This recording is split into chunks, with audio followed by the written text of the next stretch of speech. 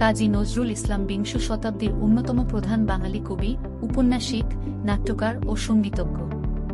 তার মাত্র ২-৩ বছরের সাহিত্যিক জীবনের সৃষ্টির যে প্রাচুর্যতা তুলনারহিত।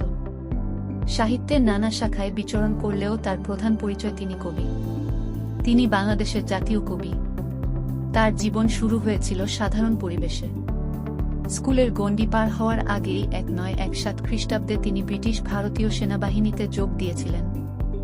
মুসলিম পরিবারের সন্তান এবং শৈশবে ইসলামী শিক্ষায় দীক্ষিত হয়েও তিনি বড় হয়েছিলেন একটি ধর্মনিরপেক্ষ সত্তা নিয়ে। একই সঙ্গে তার মধ্যে বিকশিত হয়েছিল একটি বিদ্রোহী সত্তা। ১৯২২ খ্রিস্টাব্দে ব্রিটিশ সরকার তাকে রাজদ্রোহিতার অপরাধে কারাবন্দী করেছিল। তিনি ব্রিটিশ সাম্রাজ্যের অধীন অবিভক্ত ভারতের বিদ্রোহী কবি হিসেবে পরিচিত হয়েছিলেন।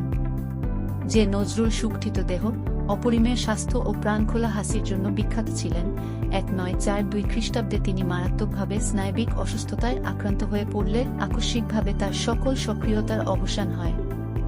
ফলে ১৯৭৬ খ্রিস্টাব্দে মৃত্যু অবধি সুদীর্ঘ ৩-৪ বছর তাকে সাহিত্যকর্ম থেকে সম্পূর্ণ বিচ্ছিন্ন থাকতে হয়।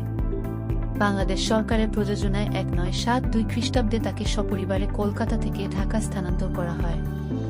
১৯৭৫ সালে ঢাকা বিশ্ববিদ্যালয় বাংলা সাহিত্য ও সংস্কৃতিতে অসামান্য অবদানের জন্য তাকে সম্মানসূচক ডি.লিট ডিগ্রিতে ভূষিত করে।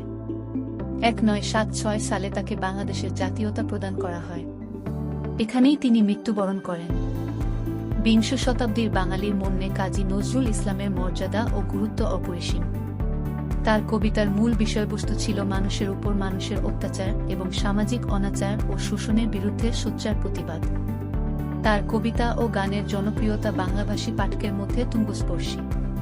তিনি বাংলা সাহিত্য, সমাজ ও সংস্কৃতি ক্ষেত্রের অন্যতম শ্রেষ্ঠ ব্যক্তিত্ব হিসেবে উল্লেখযোগ্য।